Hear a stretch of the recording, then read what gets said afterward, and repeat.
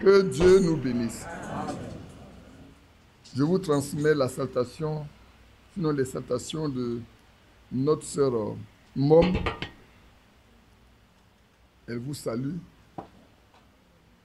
Elle dit qu'elle pense, elle croit, elle espère que ces 5 jours mis de côté, vous aurez été aussi bénéfiques comme ils en ont bénéficié. Je lui ai dit que oui, beaucoup de frères et sœurs l'ont trouvé tellement facile ce jour-là. Ils ont bénéficié vraiment de ça. Et elle a souhaité qu'on puisse en avoir encore. Je lui ai dit, sur la conduite du Seigneur, on fera comme il aura voulu. Alléluia. Nous tendons vers le mois de février. Le frère Charles n'est pas venu. Mais je crois que c'est le 9. Non. Ça, c'est notre sœur Yaba. La maman de frère et de la sœur Judith. Parce qu'il ne faut pas oublier que Judith est la grande sœur de Galati. Ça, beaucoup ne savent pas. La sœur Judith, tu es là ce matin? Elle n'est pas encore arrivée. La sœur Judith, par exemple, pas son mari, la sœur Judith est la grande sœur de frère Galati. C'est leur mère qui est décédée. Et comme je disais dimanche passé, leur frère aussi est décédé. Alors qu'on n'a pas encore procédé aux obsèques de la maman. Le frère Loulou Richard m'a écrit pour nous dire qu'il compte sur nous. La sœur est de leur église à Brouzan et que tout repose sur des frères. Donc, pour la veiller et pour tout, les regards sont fixés sur nous qui sommes leurs frères. Amen. Donc, nous devons prendre toutes les dispositions nécessaires pour aller à ces obsèques-là. Je tourne mon regard vers Balou et Aladé pour organiser le convoi pour aller accompagner, sinon pour aller rendre témoignage dans ce village où sont déjà nos frères. Il y a notre jeune sœur Audrey Priscille qui a subi une opération chirurgicale pour les fibromes. Tout s'est bien passé et elle est reconnaissante au Seigneur. Amen. Si ce matin je vous dis que je ne sais pas ce que je vais vous prêcher, vous serez surpris. C'est vrai, il y a beaucoup de choses sur le pupitre, je ne sais pas ce que je vais vous prêcher. Maintenant, par contre, ce que je voudrais dire, frères et sœurs, venons très tôt pour que nous puissions consacrer d'abord le temps, nous-mêmes, à prier, à rester dans la prière, à méditer, à préparer la réunion. C'est en cela que je loue mes frères du Ghana. J'ai été à plusieurs reprises, ça fait longtemps qu'on n'est plus parti. Depuis 2003, on n'est plus parti, ça fait déjà 2003, 2013, ça fait 13 ans, on est dans la 14e année. J'ai bien l'intention d'appeler mon frère T qui a subi également beaucoup de situations difficiles. Aller le voir et puis ce vieux frère et communier un peu avec lui. Au Ghana, alors vous êtes arrivé là, après vous n'avez plus de place à vous asseoir. C'est déjà trop tard pour ceux qui arrivent à cette heure-là. 1 heure ou 45 minutes avant, les frères chants sont déjà en place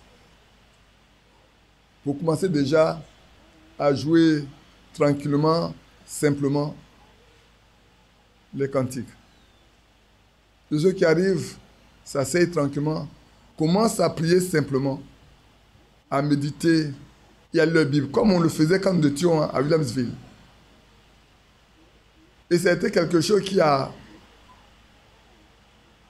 impressionné beaucoup de personnes qui arrivaient pour la première fois au milieu de nous. La salle n'était jamais vide. Si tu arrives 15 minutes avant le culte, tu ne peux pas avoir de place à t'asseoir. Parce que tous ceux qui rentrent, chacun s'assoit, prie, lit sa Bible. S'il veut chanter un cantique, chante le cantique. Préparant ainsi le culte. N'attendons pas arriver à 11 heures ou à 5 minutes de la réunion. Vous ne participez pas à l'adoration. Est-ce que je me trompe?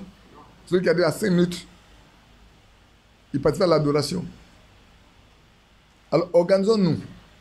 Frère, le plus grand rendez-vous que nous pouvons avoir sur la terre, c'est le rendez-vous avec Dieu. Je ne sais pas comment on peut donner rendez-vous au Seigneur et nous, on arrive en retard. Je ne sais pas.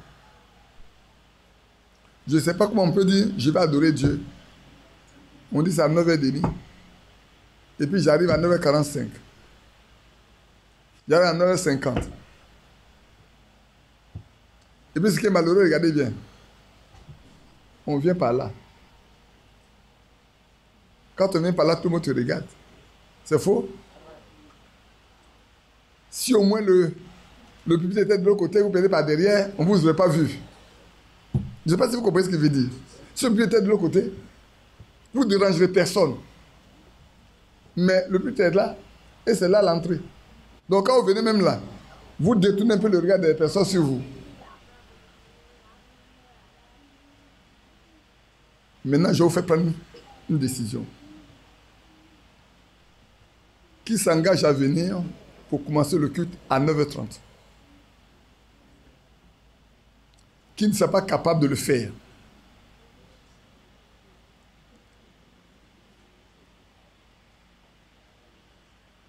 Donc je ne peux pas voir des frères quand je vais descendre pour voir. Moi je descends. Hein. Je descends avant de remonter, je descends. Quand je vais arriver ici, je vais voir que chacun a sa place en train de prier ou lire, ou il est en train de faire chanter quelques cantiques avant de commencer l'adoration. Parce qu'il faut que nous puissions prendre. Je vais vous lire certaines choses ce matin. Hein. Je ne sais pas ce que j'ai prêché. Quoique j'ai quelque chose, mais toute la semaine, je n'ai même pas ouvert ce petit truc dans lequel j'ai pris les notes là. Je n'ai même pas ouvert. J'ai passé mon temps à lire les lettres circulaires, les brochures, à écouter, à lire. Même toute la journée, Dieu était assis. J'ai passé le temps à lire les lettres circulaires, à lire les brochures, à lire. Et puis, bon, je vais vous lire une chose. Également que ma femme et moi, on cherchait, puis on a vu ça, on a découvert, on a lu. J'en ai parlé un peu à quelques-uns d'entre vous. Je vais le lire. Et ce matin, tout à l'heure, là, avant de descendre, j'ai dit, mais peut-être c'est pour cela que j'ai lu tout ça. Je ne sais pas ce que c'est, mais peut-être c'est pour ça que j'ai lu tout ça. Donc, prenons le temps, frères, de venir tôt pour commencer à préparer nous-mêmes la réunion. Vos frères savent bien le faire, qu'ils arrivent avant même qu'on ne commence. Ils chantent quelques cantiques. Vous profitez même pour apprendre des cantiques que vous ne connaissez pas. À cette dernière, il fatigue un peu votre soeur, ma femme. Qui a vu le cœur et cantique de frère Barili là? Levez bien votre main. Le petit bouquet jaune là. Tout à l'heure, c'est dans ça qu'on a chanté. C'est l'un des cantiques qu'on a chanté. Hein. Les deux derniers là qu'on a chanté là. C'est dedans. C'est Anyama qui nous a appris ça. En 79, Anyama, il l'a appris. Je crois que la cassette est avec les Thierry. C'est ça, non, Thierry? Vous avez la cassette, non? Un jour, vous allez jouer ça pour que les frères... Un temps, vous avez joué ça les midis. Mais un jour, s'ils viennent tôt maintenant, les matins, quand on appelle un gamin de venir tôt le matin, on va jouer, puis on va chanter. On va apprendre à chanter. J'ai fatigué un peu votre soeur parce que vous allez chanter. J'ai pris ça avec elle pour chanter des cantiques que vous ne connaissez pas. Elle dit, ah, je n'ai jamais entendu ça. C'est vrai. Je pouvais monter, prendre ça, puis prendre un cantique au hasard, puis passer à chanter un chœur avec vous. C'est très vieux. C'est dans ça que les frères ont copié quelques cantiques ici pour les mettre ici. Vous voyez? Je vais tenter de regarder pour voir s'il y a quelques vieux, mais comme c'était, ils ont mélangé ça à l'intérieur. De l'autre côté, c'était un peu mis à part, les chœurs à part et puis les cantiques à part. C'est chœurs et cantiques. On met d'abord les chœurs à part, puis les cantiques à part. Cœur troublé, ça vous connaissez ça, non? Il est ressuscité. Jésus-Christ est ressuscité. Il nous a précédés là-haut, prépare une place pour nous. Ah voilà. Quelqu'un a ça.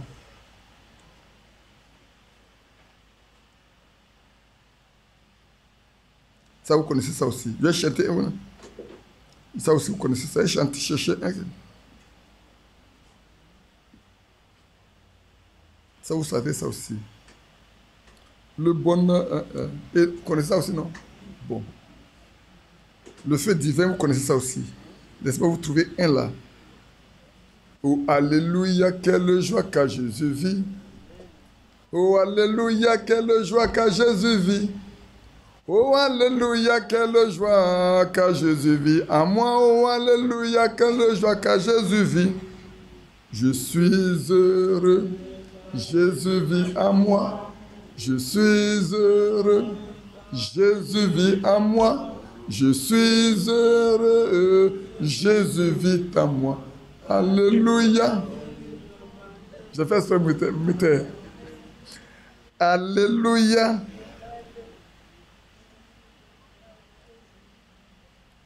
Alléluia. Jésus vit à moi. Chante gloire, Jésus vit à moi. On va le prendre. Oh, alléluia, quelle joie qu'a Jésus vit, qu'a Jésus vit. Oh, alléluia, quelle joie qu'a Jésus vit. Oh, alléluia, quelle joie qu'a Jésus vit à moi. Oh, alléluia, quelle joie qu'a Jésus vit. Je suis heureux, Jésus vit à moi. Je suis heureux, Jésus vit à moi. Je suis heureux, Jésus vit à moi. Chante gloire et alléluia, Jésus vit à moi.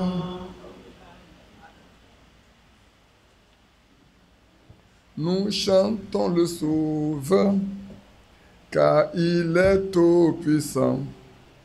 Il a sur Golgotha sauvé le monde méchant. Lui le libérateur, sur Satan triomphant. Nous louons le Sauveur de tout cœur. Ouais. Oh, j'aime Jésus. Ça, vous savez ça aussi. Il y a plein de cantiques dedans. Hein? Ô joie et paix du cœur. Qui c'est ça? Ô joie et paix du cœur, Jésus est mon sauveur. Sa croix m'a sauvé de la mort, il va me guider jusqu'au port. Ô joie et paix du cœur, Jésus-Christ est mon sauveur. Toujours il me rendra vainqueur, oui, gloire à mon sauveur. Hein, Thierry, que Dieu vous soutienne. Je pense qu'à peut-être la semaine prochaine, vous allez mettre ça ensemble pour qu'on puisse apprendre ces merveilleux chansons dedans. On va prier. Bien-aimé Seigneur et Sauveur, nous voici réunis en ton nom, après avoir chanté ces merveilleux chants, parce que tu sièges dans la louange et dans l'adoration. Maintenant, l'objet pour lequel nous sommes là, c'est ta parole. Nous nous réunissons parce que tu parles encore aujourd'hui. Et pour nous, qui sommes parvenus à la fin des temps, tu as ouvert la voie pour que nous comprenions le plan de la rédemption que tu as établi. Tu n'as rien caché, tu nous as tout révélé, afin que nous ne soyons pas seulement des religieux. Nous ne sommes même plus les religieux. Mais nous sommes des chrétiens. Sois avec nous, parle-nous. Tu as promis une seule chose qui est vraie. Tu dis si 2 ou 3 s'accordent pour être ensemble, tu aimes le 2. Et s'ils sont d'accord pour une bonne chose, tu le leur accorderas. Seigneur, accorde-nous tout ce qui nous est nécessaire ce matin. Et guéris les malades, console les affligés. Au nom de Jésus-Christ. Amen.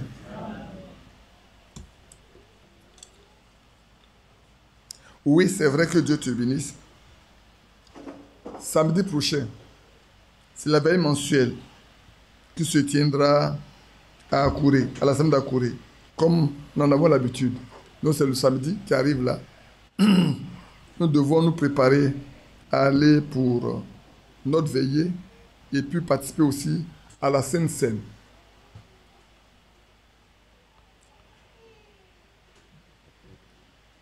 Alors vous savez, j'étais en train de parler avec ma femme. Je disais que si j'avais l'occasion de retourner aux États-Unis, j'allais aller visiter un seul endroit. La rue Yasuza, là où le Saint-Esprit est tombé en 1906. Et alors j'ai été curieux, j'ai dit, mais il faut que je cherche à savoir exactement. Et puis on trouve le témoignage qui est très édifiant. Et je vais vous lire quelques éléments, mais je me suis rendu compte que tout ce que j'ai lu là devait être la suite d'ici. Vous savez, c'est à Los Angeles que ça s'est passé. Hein. Ce n'est pas dans une autre ville. La ville la plus cosmopolite, la ville la plus fréquentée aujourd'hui, la ville la plus riche des États-Unis, l'une des plus riches, pour ne pas dire la plus riche des États-Unis, la ville la plus corrompue des États-Unis, la plus souillée des États-Unis. C'est dans cette ville-là. Vous allez voir dans quel milieu et dans quel lieu et comment ça s'est passé. J'ai été chercher et j'ai trouvé. Le témoignage est écrit. Peut-être j'ai lu certaines choses et puis on reviendra. Il dit le soir du 9 avril 1906 eut lieu l'effusion du Saint-Esprit qui allait donner naissance à l'un des mouvements missionnaires les plus importants de l'histoire de l'Église. Cette manifestation eut lieu là où l'on ne s'y attendait pas. Qui a compris? Qui n'a pas compris? Cela a eu lieu là où on ne s'y attendait pas. C'est le milieu où c'est arrivé là. On ne peut pas penser que Dieu peut aller là-bas. Là où le Saint-Esprit est tombé sur des gens là, on ne peut pas penser que le Dieu Tout-Puissant, qui est très saint, peut aller en ce lieu. On va vous donner tout à l'heure ce que c'est. On ne s'y attendait pas. Et parmi des gens auxquels nous n'aurions jamais pensé. Vous comprenez, non? Les gens qui vont recevoir le Saint-Esprit, franchement, humainement parlant, on ne peut pas penser ces hommes-là. Dieu peut les visiter. Mais vous allez comprendre pourquoi Dieu les a visités. C'est ça qui est important. La raison pour laquelle c'est en ce lieu et pourquoi c'est eux-là, vous allez comprendre. Et là, je vais ramener ça à nous.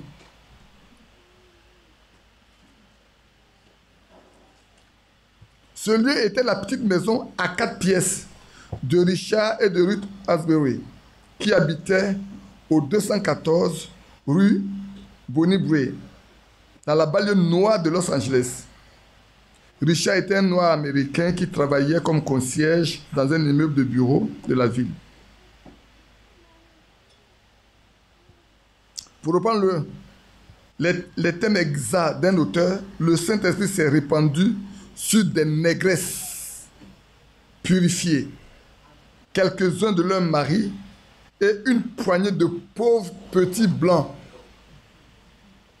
Il n'est pas parti au milieu des riches, hein. Il n'est pas parti au milieu des grands. Des hommes les plus méprisables, comme on peut dire.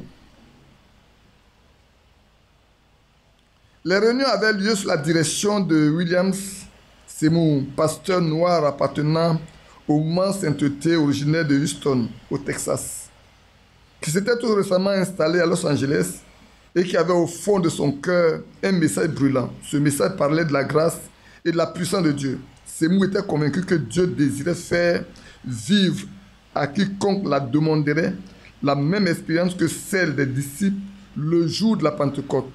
Une expérience appelée le baptême du Saint-Esprit.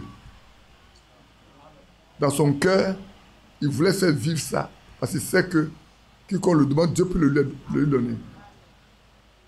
Il croit aussi que ceux qui recevraient ce baptême pentecôtiste seraient alors submergés par la preuve biblique que c'est reçu par les disciples. Maintenant commencent les dispositions. Tous les soirs, pendant plusieurs semaines, tous les soirs, pendant plusieurs semaines, le groupe de Bonnie Brae se réunissait dans le but de chercher Dieu. Pourtant, jusque-là, aucun, pas même Seymour, n'avait reçu le Saint-Esprit. ni même ne s'est mis à parler en langue. Bien décidé à y parvenir, le groupe entama le 16 avril un jeûne de 10 jours.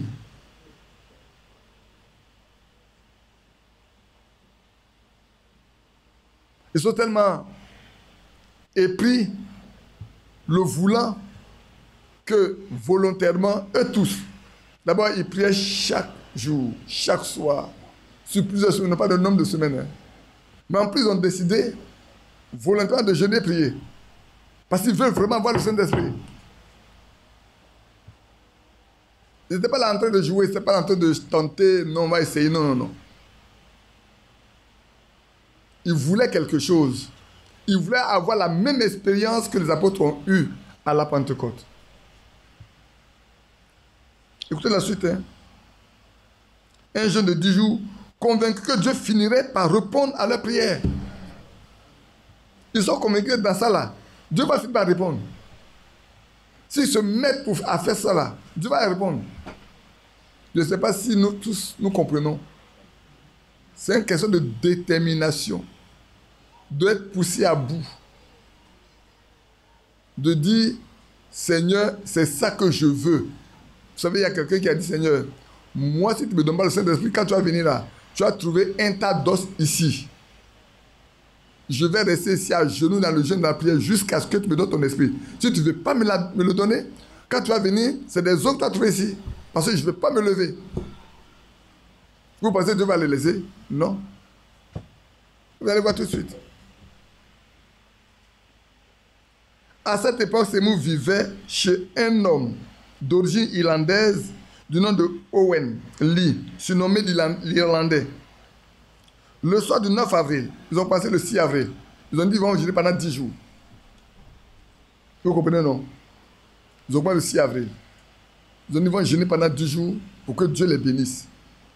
Mais déjà le 9, voici ce qui va se passer. Le soir du 9 avril, alors qu'ils étaient sur le point de quitter la maison de Lee pour se rendre à la réunion de la rue Bonnie-Brouet, Sémou s'arrêta un instant pour prier pour Lee, que le jeûne avait rendu malade et à bout de force. Lee a jeûné aussi, mais là, il ne peut plus rien faire.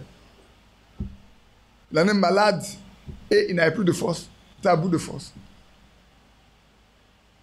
Vous allez voir ce qui va se passer.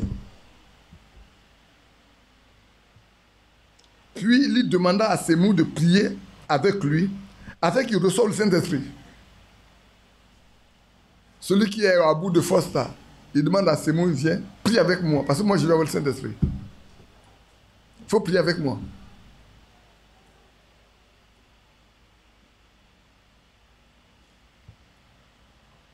C'est au cours de cette prière que le Saint-Esprit descendit sur lui, qui se mit à parler en langue.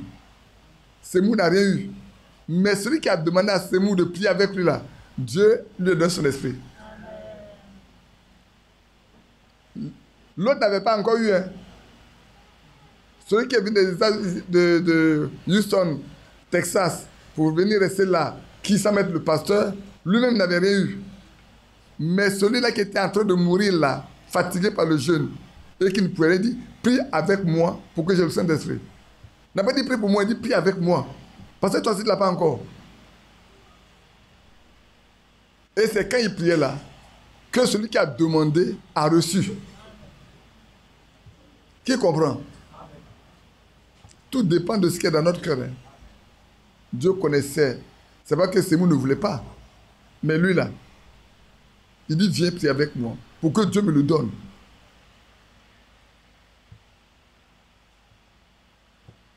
Sémou se précipita tout excité chez Asbury et raconta ce qui venait de se passer aux personnes présentes. Il se mit alors tous à espérer. De nouveau, comme il avait l'habitude, plusieurs fois par an, Sémou exhorta ses amis à croire à Actes 2:4. Puis, il levait les mains au ciel et l'Esprit de Dieu descendit sur lui.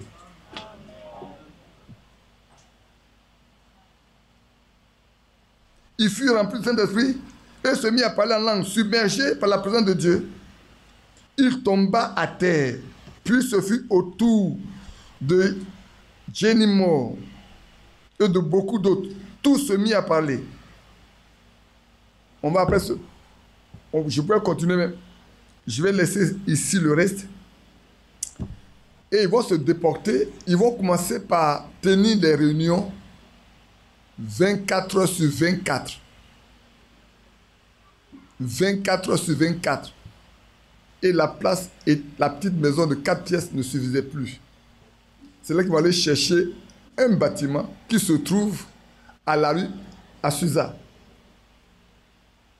Un bâtiment qui a servi d'église méthodiste, après d'un entrepôt délaissé, gâté. Tous ceux qui ont cru sont mis à la tâche. C'est des briques, des bras qui ont servi de faire, ont servi comme pupitre. La voie, quand il pleut pour arriver là-bas, la voie, il faut marcher dans la boue. Mais plus tard, ce lieu était tellement bondé, rempli, que même un journaliste non américain a été envoyé pour écrire un texte critique. Mal ne va prendre. Il arrive là, au moins il est en train de chercher à écrire. Une dame américaine qui ne comprend pas la langue de cet homme-là, la langue maternelle de cet homme, a commencé par lui révéler tout ce qui est de sa vie. Au milieu d'eux, les parleurs en langue étaient suivis d'interprétations. Les guérisons, les miracles, Dieu le faisait. Et quand la réunion est terminée, ce monsieur a approché la dame et dit, mais où est-ce que tu as pris ma langue maternelle? Il dit, mais je ne sais pas de quoi tu parles. Quand je parlais, je ne sais même pas de quoi je parlais. Il dit, mais tu vas parler dans ma langue maternelle. Dans ma langue propre. Et c'était la vie de cet homme-là.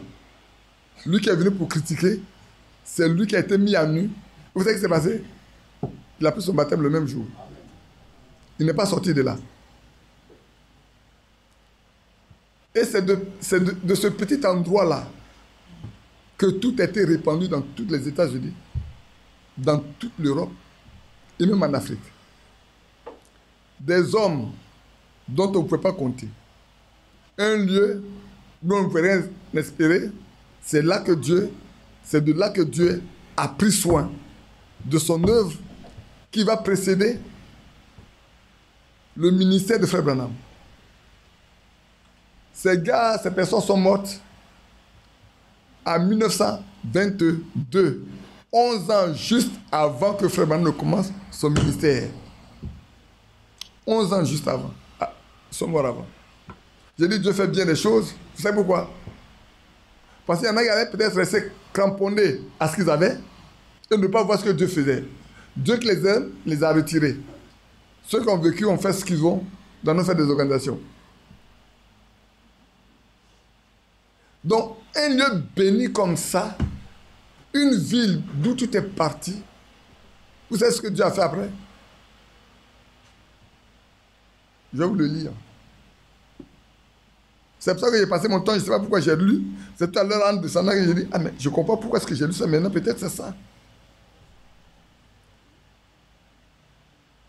Ce lieu-là, où beaucoup de personnes ont reçu le Saint-Esprit, vécu comme au temps des apôtres,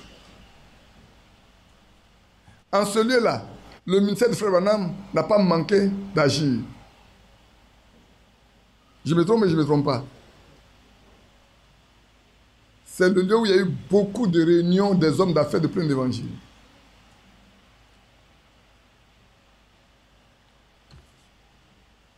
C'est en ce lieu-là que le chant d'une épouse a été prêché.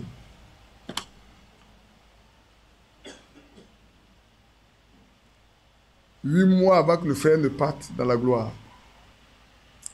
Alors, j'ai passé mon temps à lire toutes les lettres circulaires, mais je vais lire avec vous une lettre circulaire de 88, si je ne me trompe pas, c'est ça. Ah. Le juge sur celui-là.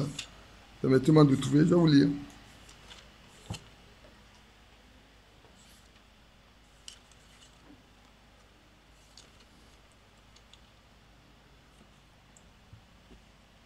Je lis la lettre circulaire.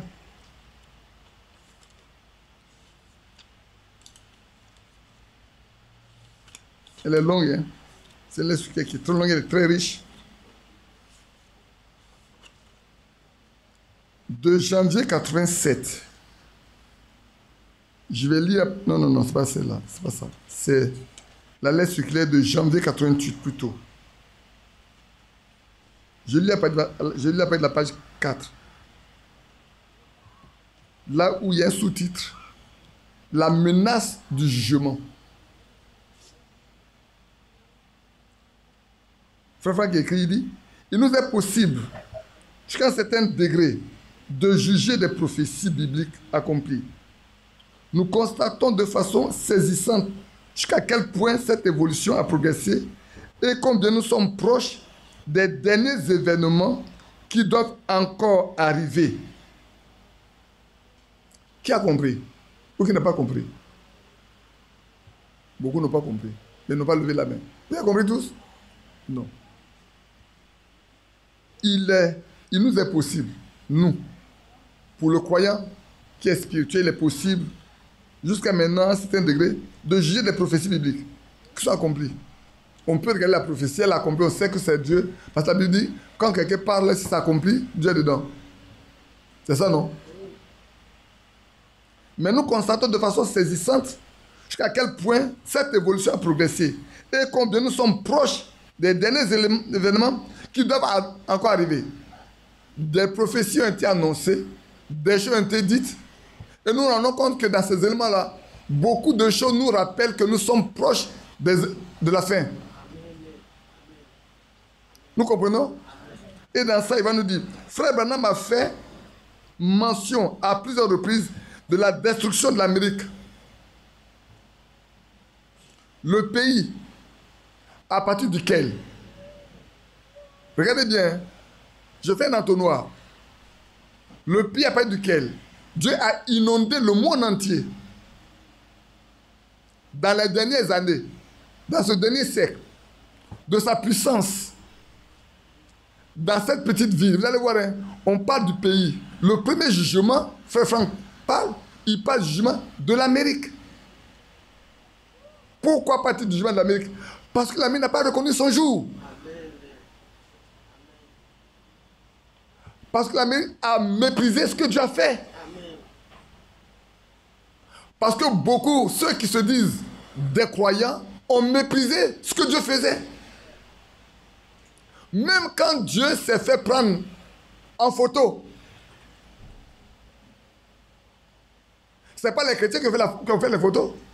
C'est le monde scientifique qui ont fait les photos. Ne comprenant pas, Dieu a permis que cela soit expliqué aux croyants. C'est ce pays-là que Dieu décide de juger. Et il y a eu des modèles dans la Bible. On va les lire. Pour nous permettre de comprendre, frères, sachez, si quelqu'un méprise ce que Dieu fait, le jugement tombe sur lui. Si quelqu'un ne comprend pas ce que Dieu fait, le jugement tombe sur lui. Au moins, je parle, il y a beaucoup de choses qui me viennent, mais je laisse ça comme ça. Je poursuis. Puis, voilà ce que Frère Branham dit. Puis, je regardais de nouveau et j'ai vu les États-Unis voler en morceaux dans les prophéties de 1933, dans les visions de 1963 qu'il a vues. C'est l'un des éléments qu'il est en train de donner ici. Il ne restait plus rien sur tout le territoire. Ça ne vous surprend pas? Rien sur tout le territoire américain. Rien. Je dis, je vis quelque chose qui ressemblait à des souches enflammées, à des rochers qui avaient volé en éclats. L'ensemble des États-Unis avait un air nu et désolé. Aussi, que portaient mes regards à l'endroit où je me trouvais. Ça, vous le lirez dans l'Aide de Thyatire, au paragraphe 227 à 231. c'est là que Frère Branham rappelle cet événement-là qui doit arriver et qui aura son accomplissement. Ça traîne, ça va. Peut-être, aujourd'hui, on peut dire, oh, est-ce que ça va arriver? Depuis 1933. Mais souvenez-vous d'Habakkuk 2. Il dit, cette prophétie, l'attend là. Même si elle tarde, attends là. Elle s'accomplira certainement. Parce qu'elle court vers sa fin.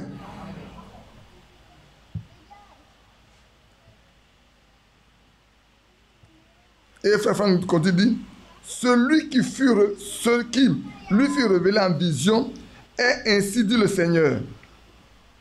Il est fort possible que sur l'ordre de Dieu, là je lis une chose pour que ceux qui sont jeunes comprennent un certain nombre de choses et que ceux qui sont déjà vieux comprennent que le plan de Dieu demeure toujours le même. Il est fort possible que sur l'ordre de Dieu, l'URSS administre une correction aux États-Unis, que cela arrive avant ou après le retour de Jésus-Christ est secondaire. C'est-à-dire que ça arrive avant ou après. Notez ça d'abord. Hein. Après, vous allez voir ce qu'il va dire plus tard. Que la décision des États-Unis d'Amérique arrive avant que le Seigneur ne vienne. Ou arrive après que le Seigneur ne vienne. Ce n'est pas ce qui est important. D'accord? Ce qui, jusqu'à présent, paraissait impossible, engendre de nouvelles espérances dans le monde au sujet, dans le monde. Les superpuissances négocient le désarmement mondial des différents systèmes d'armement. Les slogans paix et sûreté prennent soudain une toute nouvelle signification grâce aux énormes progrès qui ont été réalisés dernièrement. Curieusement, les États-Unis d'Amérique ne veulent pas renoncer à leur programme IDS, offensant ainsi profondément la Russie, l'URSS. Le programme IDS est désigné par le nom Star Wars, la guerre des étoiles. L'Amérique ne veut pas renoncer à cette guerre des étoiles. Pourquoi? Alors que tout le monde cherche la paix, que tout le monde est d'accord. Ce qui est tout à fait biblique, c'est vrai, c'est tout à fait biblique. L'Amérique ne peut pas renoncer à ça. Il faut qu'elle maintienne parce qu'elle doit être détruite. Il faut qu'elle soit qui provoque. J'ai noté beaucoup de choses ici, je vous le dis tout à l'heure.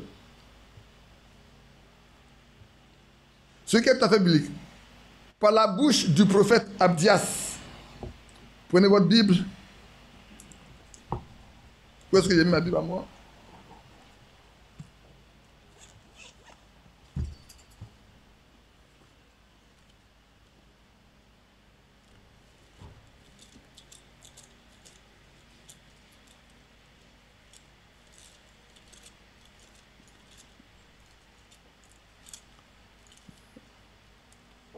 On a Daniel, Osée, Joël, Amos, Abdias, juste avant Jonas. Abdias est entre Amos et Jonas. Écoutez bien ce qui est, où le frère Franck est parti prendre ce verset qui est très parlant. Pour nous dire, frères, souvent, des gens prennent des décisions sans savoir qu'ils sont en train d'accomplir les prophéties bibliques. Ils prennent des décisions sur la terre là, mais ils ne savent pas où ça les amène. Mais Dieu regarde parce qu'il sait que c'est comme ça doit arriver. Ici, le frère Franck a cité le verset 4. Je vais prendre avec vous après le verset 2. Voici, je te rendrai petit parmi les nations. Tu seras l'objet du plus grand mépris. L'orgueil de ton cœur t'a égaré. Toi qui habites les creux des rochers, qui t'assieds sur les hauteurs, et qui dis en toi-même, qui me précipitera jusqu'à terre? Qui me précipitera jusqu'à terre? Et puis il continue. Maintenant voilà le verset biblique que Franck cite. Quand tu placerais ton nid au-dessus aussi haut que celui de l'aigle. Quand tu le placerais parmi les étoiles, je t'en précipiterai, dit l'Éternel. Aujourd'hui, la guerre des étoiles. On veut aller, on a fini à la Lune, on veut aller sur Mars, on veut aller partout. On veut aller installer des bases militaires, des lieux d'habitation. Ici, le Seigneur dit, quel que soit où tu vas aller, je vais te précipiter. Si toi, Amérique, là, tu dis que tu es grand, tu peux monter, la terre, là, tu as dominé la terre. Comme tu domines toute la terre, maintenant, tu veux dominer également les airs, je vais te précipiter. Quel était le premier à aller sur la Lune? C'est pas eux.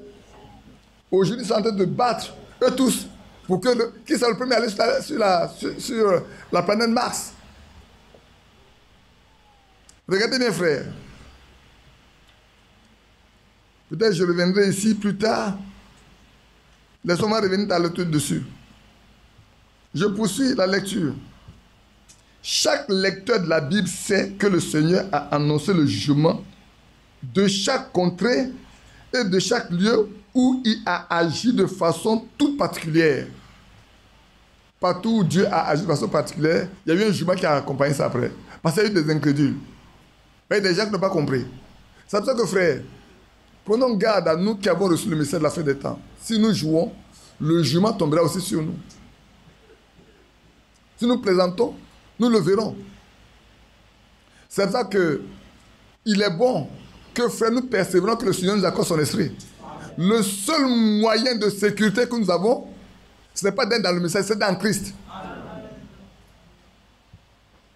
En étant dans le message là, frère, en étant dans le message, on peut mourir. Mais si on est en Christ, il n'y a pas de mort. Amen. Soyons en Christ. Il a prononcé son verdict sur Chorazim et Bethsaïda. Et nous a dit en ce qui concerne Capernaum, car si les miracles qui ont été faits au milieu de toi eussent été faits dans Sodome, elles seraient demeurées jusqu'à aujourd'hui. Matthieu 11, 23. Frère Franck le dit, voilà des villes que vous prenez, Chorazim, vous prenez Bethsaïda, vous prenez Capernaum, voilà ce qui a été dit. Pourquoi?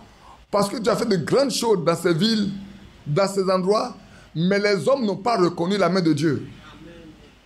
Et malheureusement, le pire est arrivé. En des temps déterminés, Dieu a appelé certains hommes de différents pays à des ministères tout à fait particuliers.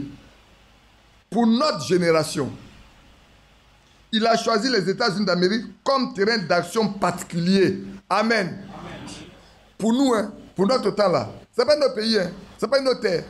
C'est les États-Unis d'Amérique que Dieu a choisi.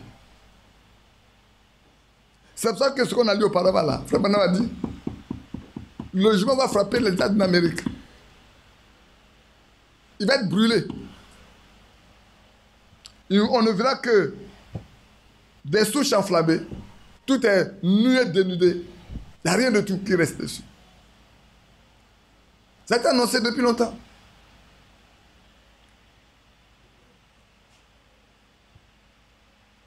Par l'intermédiaire du ministère apostolique prophétique de Frère Branham, il s'est passé là-bas plus de choses surnaturelles que nulle part ailleurs sur la terre depuis l'époque de Jésus-Christ et des apôtres. Vous notez, nos frères, en celui-là, il s'est passé plus de choses que même quand ils étaient sur la terre. Même quand les apôtres étaient sur la terre, ce qui s'est passé aux États-Unis, il n'y a pas de comparable. Même si on amène ça au temps de la Bible. Tellement c'était élevé. Frère, quand on dit dans la Bible, il y a combien de résurrections? Pierre a fait combien de résurrections? Il y a eu combien de résurrections, Pierre? Il y en a eu combien avec Paul?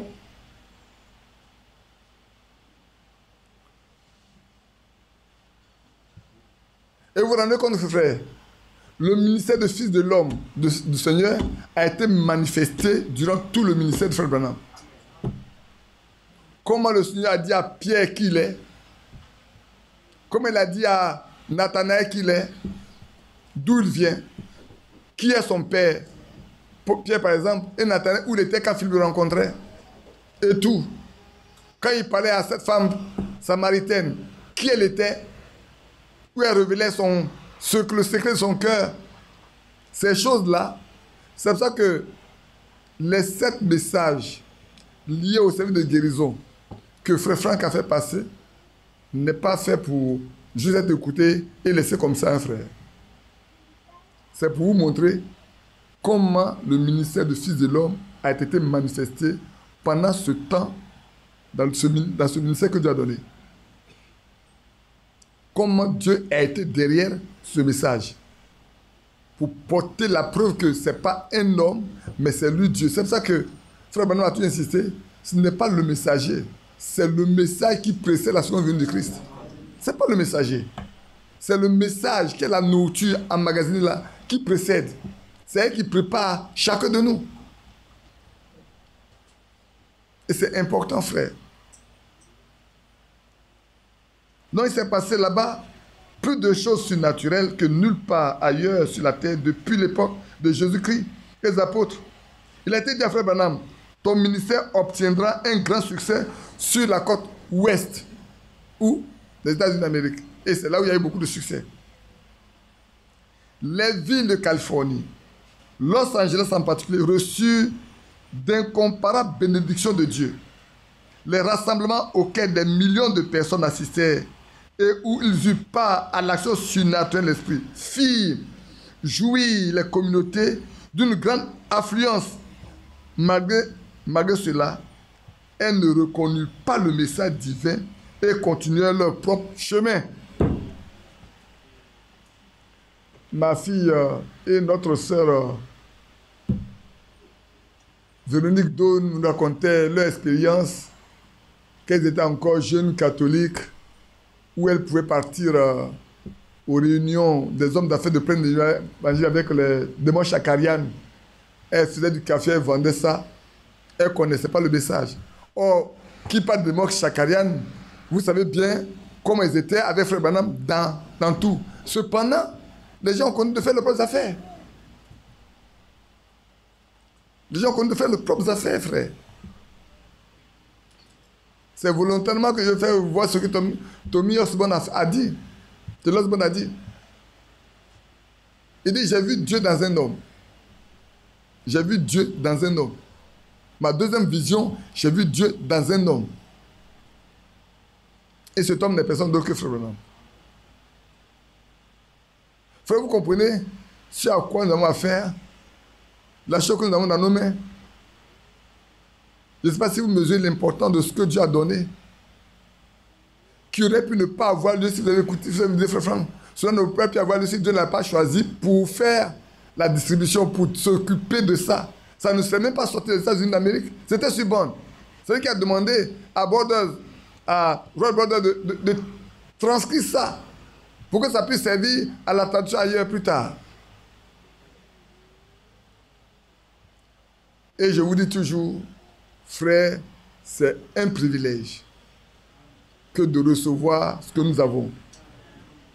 Mais qu'est-ce qu'on en fait? Je vais finir, je vais lire tout ce que j'ai pu lire, je vais le faire lire pour que vous compreniez où on va aujourd'hui, frère. C'est vrai, je vous ai dit, je ne sais pas ce que je vais vous prêcher, mais je vais vous lire ce que j'ai lu pour qu'on partage ensemble. Je pense que vous comprenez l'ampleur ou la teneur de ce qu'on dit, non? C'est ça?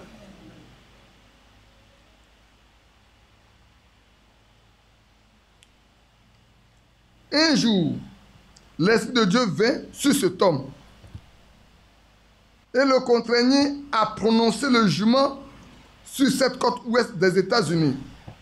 Celui qui écoute ces prédictions enregistrées sur bande ressent immédiatement comment l'Esprit de Dieu avait saisi cet homme de Dieu, qui jusque-là avait annoncé la grâce et seulement pratiqué l'amour. Je ne sais pas si vous comprenez.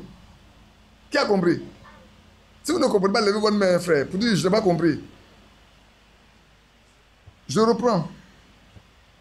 Il dit, un jour, l'Esprit de Dieu a contraint Frère Branham à prononcer un jugement sur son propre pays, sur l'Ouest. Or, Frère Branham, jusque-là, tout ce qu'il prêche là, c'est quoi? C'est la grâce et l'amour. Mais celui qui ne prêche que la grâce et l'amour, là, le Saint-Esprit va le contraindre à lui-même condamner son pays, à connaître les villes qui l'ont reçu, où beaucoup l'ont été fait. Ce n'est pas de sa volonté. Il ne l'aurait pas fait de lui-même. Mais l'Esprit de Dieu l'a contraint, l'a obligé à.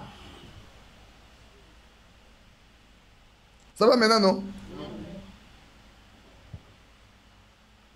Et dit, si quelqu'un écoute les prédictions là, sur bande, effectivement, quand vous avez écouté, ceux qui ont pris le temps d'écouter vraiment les services de guérison de Frère Branham là, qu'est-ce que ça vous a dit?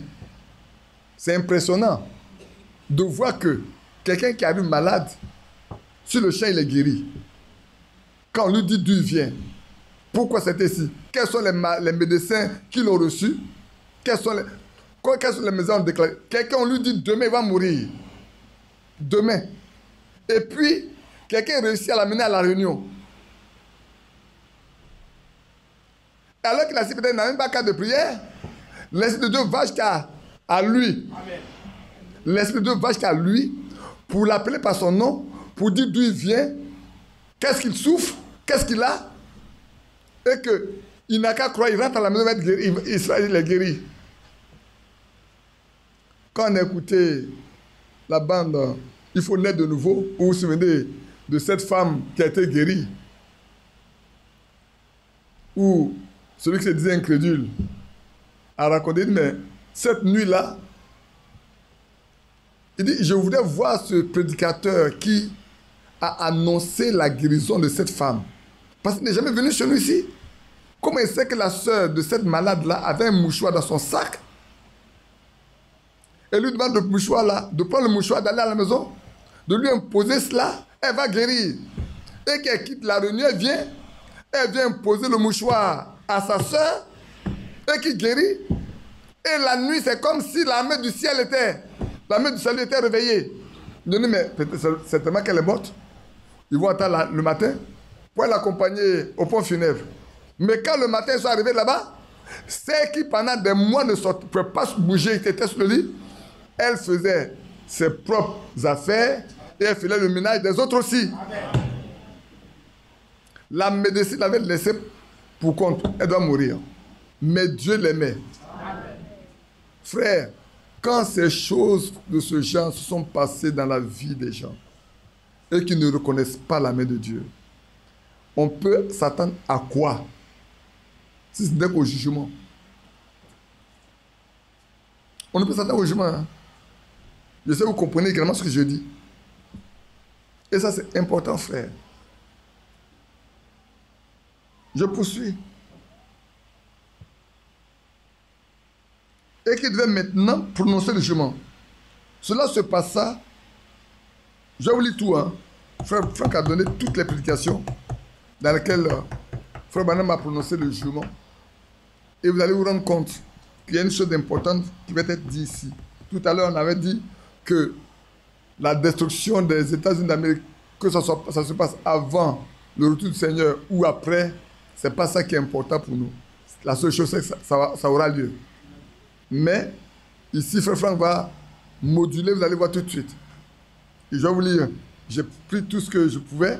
On va les lire ensemble pour voir la teneur des choses qui ont été annoncées et qui doivent arriver.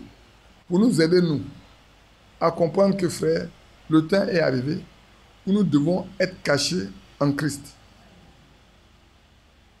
Vous voyez, ce petit groupe de Los Angeles, des hommes méprisés, un lieu inespéré. Dieu est parti de là-bas pour faire de grandes choses, pour préparer le grand mouvement qui allait arriver.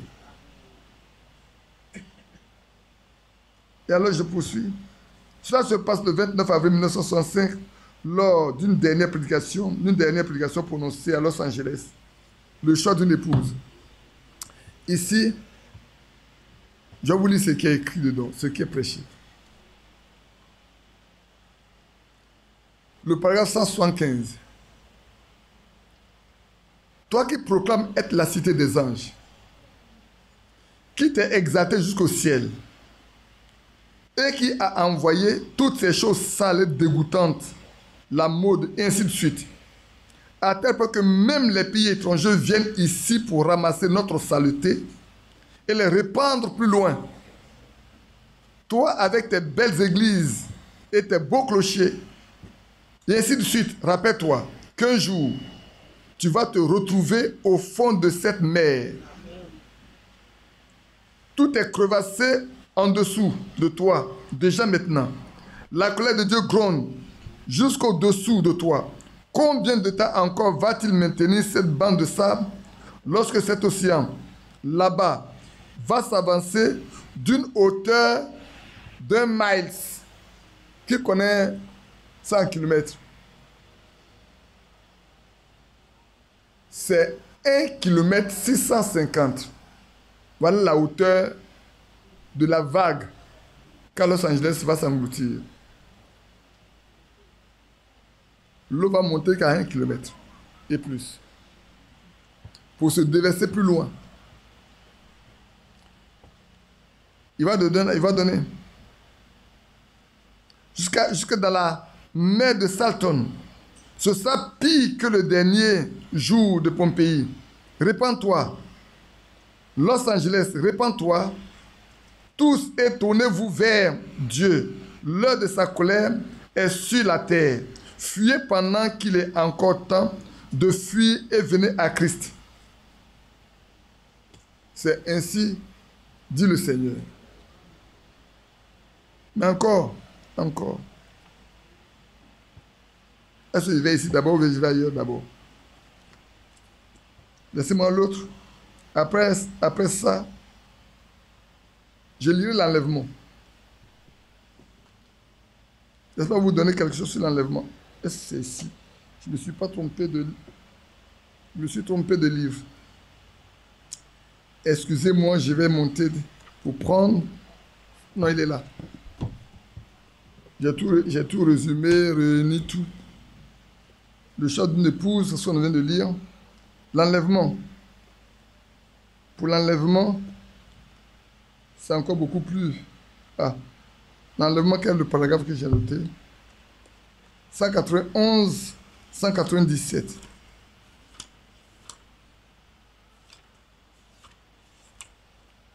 191, 197.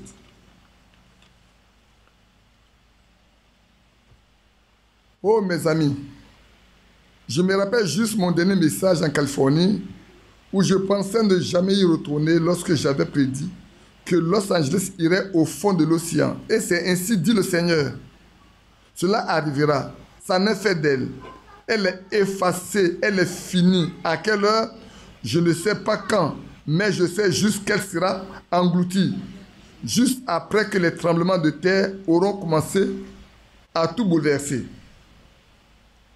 Rappelez-vous, ce même Dieu qui a dit cela a dit que Los Angeles est condamné, elle est finie. Je ne sais pas quand, je ne peux vous le dire. Et puis je poursuis. Et ce même Esprit de Dieu qui a dit ces choses et fait ces choses, dit ici, ô ville, Capernaum, qui t'appelle toi-même le nom des anges, Los Angeles, comme tu t'es exalté au ciel, la véritable racine de ce ciel de Satan. Vous voyez, tu t'es exalté toi-même. Prédicateur, c'est le cimetière pour eux. Des hommes bons vont là-bas et meurent comme des rats. Quel dégât! Toi qui te nommes toi-même par le nom des anges, si les miracles étaient faits au milieu de toi, eussent été faits dans Sodome, elles seraient demeurées jusqu'à aujourd'hui. Mais ton heure est venue, vous observerez et vous verrez si cela n'est pas, je suis un faux prophète. Vous voyez, elle est là-bas, elle est ensevelie. Amen. Ça, c'est la prédication de Frère Branham. Je donne la date pour que vous soyez un peu. C'est le 4 décembre 65, 21 jours avant sa mort. Le 4 décembre 65, 21 jours avant sa mort, ça Frère Branham m'a prêché ça et qu'il est revenu là-dessus. Mais avant ça, allons en 1964. le 27 décembre 1964, où il a prêché cette prédication-là. Qui dites-vous que c'est? Ou qui dites-vous que c'est? Ici, je lis ce que Franck a écrit ici. Et je le lis ici pour que vous voyez bien de quoi le mot. Il dit, le 27 décembre 1964, il avait déjà prédit ce qui suit dans la prédication qui dit que c'est ceci. Paragraphe 47. C'est ça qui est là, paragraphe 47. Oh, je peux le lire ici en même temps directement. Je lis tout le verset, le paragraphe 47. En ce Noël-ci, nous nous retrouvons malgré tout dans la même condition que les autres. Lors du premier Noël, le monde est sur le point de se disloquer. Comme je l'ai déjà une fois prêché, quelque part, pour un message de Noël, sur la dislocation du monde. Le monde est à nouveau sur le point de s'effondrer plutôt. Le monde est sur le point de s'effondrer. Et ça, c'est encore valable aujourd'hui. Et je vais vous dire des éléments qui vont permettre de comprendre. Quelque part, j'ai lu, est-ce que c'est dans ça? Est-ce que j'ai noté ça quelque part? Je verrai bien, paragraphe 59, laissez-moi regarder. Oui. Et oui, cette prédication contient beaucoup de choses qui même se rapportent à notre temps. Le monde est à nouveau sur le point de s'effondrer. Regardez les tremblements de terre là en Californie. Je prédis qu'avant, écoutez bien maintenant, je prédis qu'avant la venue du Seigneur Jésus, Dieu fera sombrer, c'est-à-dire engloutir dans cet endroit-là. Je crois que Hollywood, Los Angeles et ces endroits immondes là-bas, le Dieu Tout-Puissant les fera sombrer, c'est-à-dire engloutir. Ils descendront au fond de la mer. Et c'est un endroit plein de péchés. Vous voyez, c'est la limite. Et Frère Franck, il continue, dit, un double jugement frappera les États-Unis d'Amérique. D'une part, l'engloutissement de la côte ouest qui provoquera un raz de marée dévastateur. Et d'autre part, la destruction des États-Unis, desquels ne se lèvera plus que de la fumée. Nul ne sait si ces deux événements auront lieu au même moment. À nous qui avons reçu, maintenant vous levez votre tête s'il vous plaît. À nous qui avons reçu le grand privilège de connaître les décisions de Dieu par révélation d'une façon jusque-là inconnue auparavant, il est échu la plus grande des responsabilités. Qui m'a compris? Qui a compris ce qu'il a dit? Qui n'a pas compris? Qui n'a pas compris? Qui n'a pas compris? Je le lis et j'explique. Il dit qu'il y a un double jugement qui va frapper les États-Unis d'Amérique. Los Angeles va être englouti. Et ce n'est pas elle seule, ce n'est pas la ville seule. Mais le dégât va aller très loin. À cause de ce que c'est la mer, tout à l'heure on a lu, il monte plus de 1 km de hauteur pour aller se jeter ailleurs. Donc le dégât est très grand. Il n'y a pas un bâtiment qui atteint 1 km. Y a-t-il un bâtiment qui atteint 1 km? On n'en a pas encore aux États-Unis. Donc tous les bâtiments, tous les étages, tous les gratte-ciels que vous avez vont tous être inondés. Donc, quel que soit où vous êtes en haut là-bas, le courant d'eau là-bas vous emporte. C'est pour ça que nous prions pour que nos parents qui sont à cette côte-là, Dieu les fasse grâce, nous autres. Qu'ils les sortent de là avant que ça n'arrive. Parce que personne ne sait quand ça va avoir lieu. Personne. Il n'y a pas de date. Mais le frère a dit que ça va arriver avant le retour de Christ. Frère Manon l'a dit, avant que le Seigneur vienne, ça aura lieu. Et Frère Franck dit, on ne sait pas quand est-ce que l'engloutissement et la destruction entière de l'Amérique, les deux vont arriver ensemble, au même moment, ou pas. Maintenant, ce n'est pas ce qui est important. Si ça doit arriver, ça va arriver. Et ça doit arriver. Mais ce qu'il dit, il dit à nous qui avons eu le privilège de connaître les décisions de Dieu. Nous voyons que ce que Dieu a décidé là, il ne l'a pas caché. Vous comprenez? Est-ce que vous comprenez? Ce que Dieu a décidé de faire en Amérique là, il ne nous a pas caché ça. C'est pour ça qu'on le lit ce matin. Pour que ceux qui n'ont pas compris auparavant le sachent aussi. Donc, ce n'est pas qu'il est caché. Hein. Aux autres, c'est caché. Mais à nous, ce n'est pas caché. Et quand à nous, ce n'est pas caché, il dit alors, une grande responsabilité nous incombe. Comme Dieu n'a pas caché ce qu'il va faire dans notre temps, alors nous sommes responsables de ce qui peut se passer. Notre responsabilité est engagée. En quoi notre responsabilité est engagée? Que Dieu nous aide afin que nous soyons trouvés justes et dignes d'échapper à tout ce qui va arriver sur la terre entière. Ouais, où c'est notre responsabilité? Si quelqu'un n'est pas sauvé, c'est sa faute à lui. Si quelqu'un se laisse égarer, c'est sa propre faute à lui.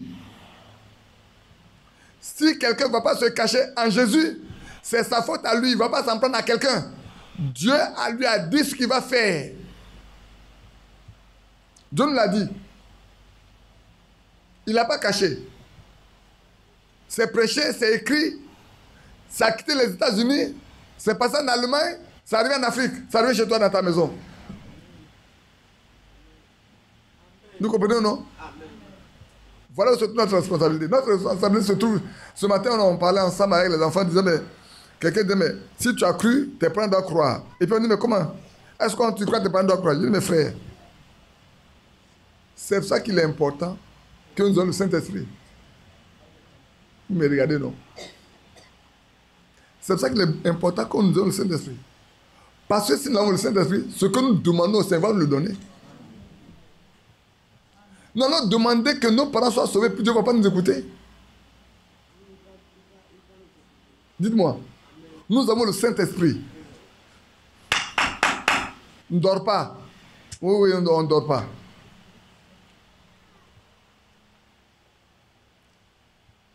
Tu as le Saint-Esprit, Dieu te pousse lui-même. L'Esprit de Dieu là, il connaît ce que tu veux. Il sait ce qui est en toi. Et tu sais ce qui est en lui. Et te met à genoux pour prier pour quelqu'un de ta famille qui soit sauvé. Dieu ne va pas t'écouter. Mais si, Dieu va t'écouter, frère. Dieu va t'écouter. Donc, notre vie, notre témoignage doit pouvoir, frère, que dans ta famille, quelqu'un meurt, que tu pries pour l'histoire ressuscitée. Vous pensez que les gens vont pas croire? Je vous pose la question. Quelqu'un est condamné par la médecine, il doit mourir. Et puis Dieu vous prend parti prier pour lui dans votre famille. Il sort de la maladie. Et puis vos parents ne vont pas croire. Dites-moi, vous ne vont pas croire? Léon, vous ne vont pas croire? Vous vont rester incrédules? C'est qu'ils sont destinés comme Judas à la mort. Frère, le temps est arrivé. Notre responsabilité est engagée pour que nos parents soient sauvés, pour que nous-mêmes soyons sauvés. Nous ne pouvons plus rester les bras croisés. Frère, ce qui nous concerne a été donné.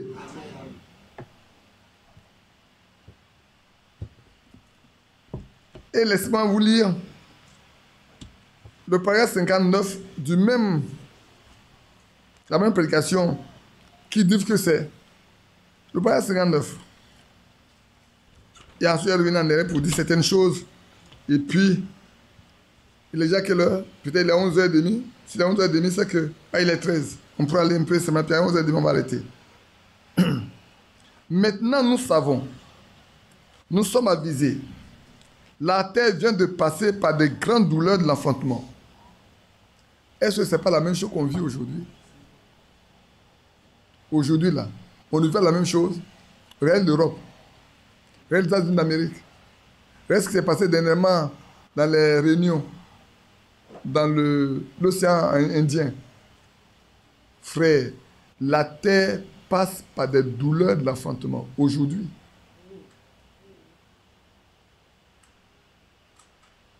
Et l'église passe par des douleurs de l'enfantement. Et c'est vrai aussi. L'église aussi passe par là. On est éprouvé. On est divisé. On se jette des pierres. On calomnie. On est malade et personne ne se soucie de notre maladie. On se trompe. On court après de l'argent. Et l'église est morte. Il n'y a pas de vie. Mais chaque jour, chaque dimanche, on va s'asseoir. Chaque mercredi, on va s'asseoir. Chaque vendredi, on va s'asseoir. Et notre vie ne change pas.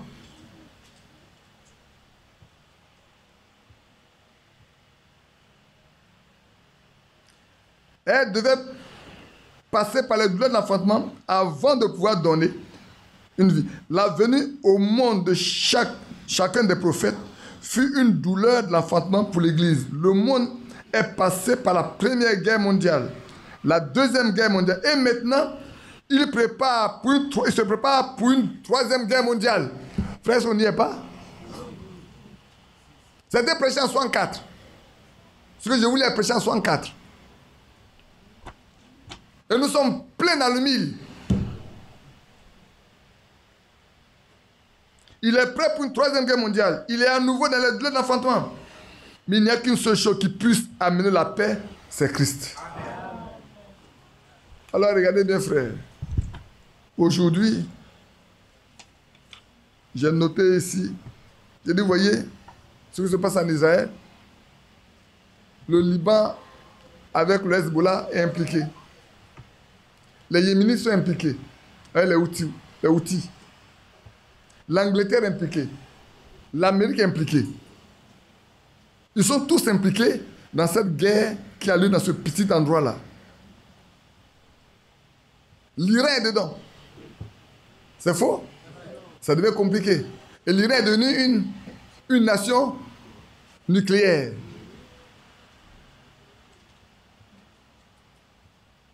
La fois dernière, il est parti frapper un pays arabique et puis les gens ont commencé ont rappelé leur ambassadeur. Comment? C'est le Pakistan. Le Pakistan a rappelé son ambassadeur parce qu'il a été frappé son territoire. Frère, où allons-nous? Où le monde s'en va? Et nous dormons. Et nous dormons, frère. Est-ce que nous allons continuer de dormir? Et ce n'est pas fini, frère.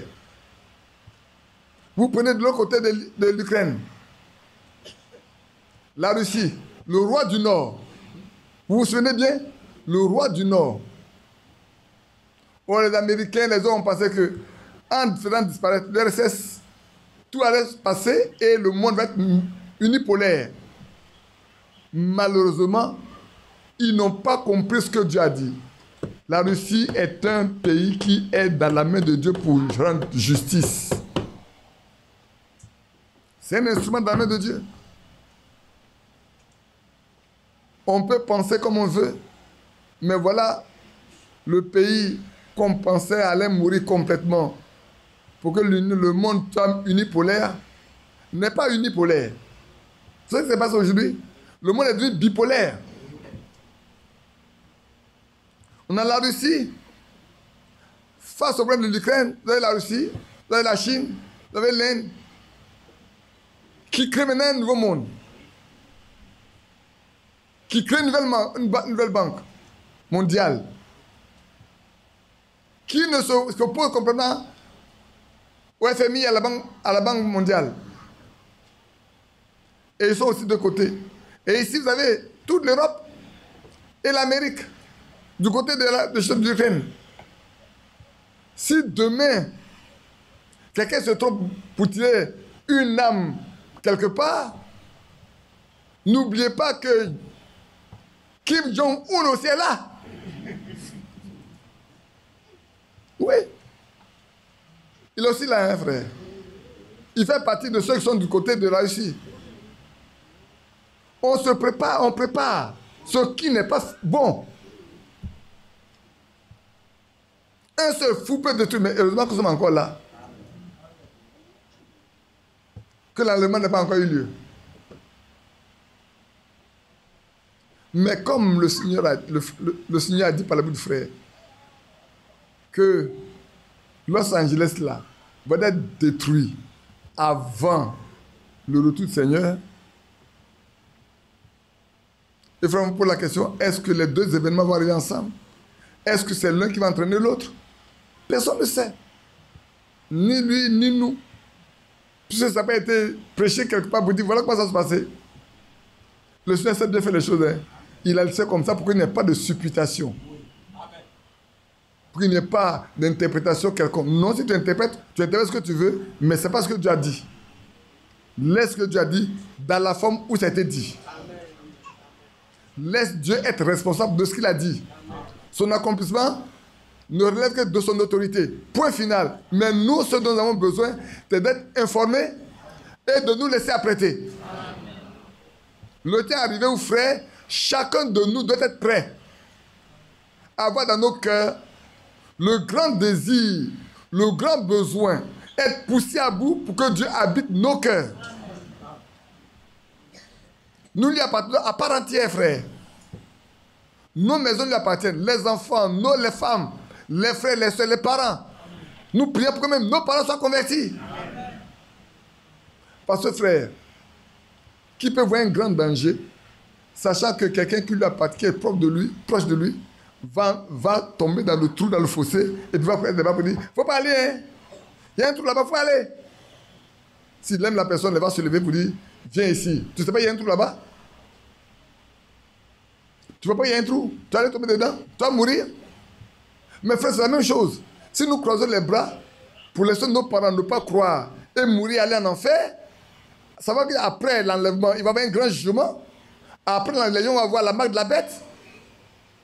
Est-ce que nous sommes prêts à laisser nos amis, nos frères, nos parents avoir la marque de la bête pour mourir? C'est que nous-mêmes, on n'a pas marché avec le Seigneur Jésus. Ça, nous n'avons pas le Saint-Esprit. Parce que celui qui a l'Esprit de Dieu ne peut pas rester les bras croisés pour voir les autres périr. Il fera quelque chose. S'il faut se priver de beaucoup de choses, il faut se priver de beaucoup de choses pour sauver ceux qui doivent être sauvés. Oui, c'est vrai.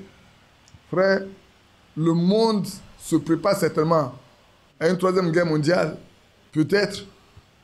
Mais ça, certainement, ne se passera pas de notre vivant. Nous le croyons, nous l'espérons. Mais si ce qu'il a vu là, Dieu veut l'accomplir, il est le maître de tous les temps. Mais ce qui est certain, et qui a été dit certainement, et qui est sûr, c'est que nous devons savoir que Los Angeles passera avant le départ. Amen. Beaucoup vont attendre que Los Angeles passe avant de courir. C'est accompli. Ce que je fais accompli. Mais si le lendemain a lieu, tu vas faire quoi? Et si ça a lieu ce matin, et puis le soir, l'endemain a lieu, tu fais quoi? Ça peut être comme ça, hein, frère. Ça peut se passer le matin. Pour quelqu'un d'autre, c'est le soir.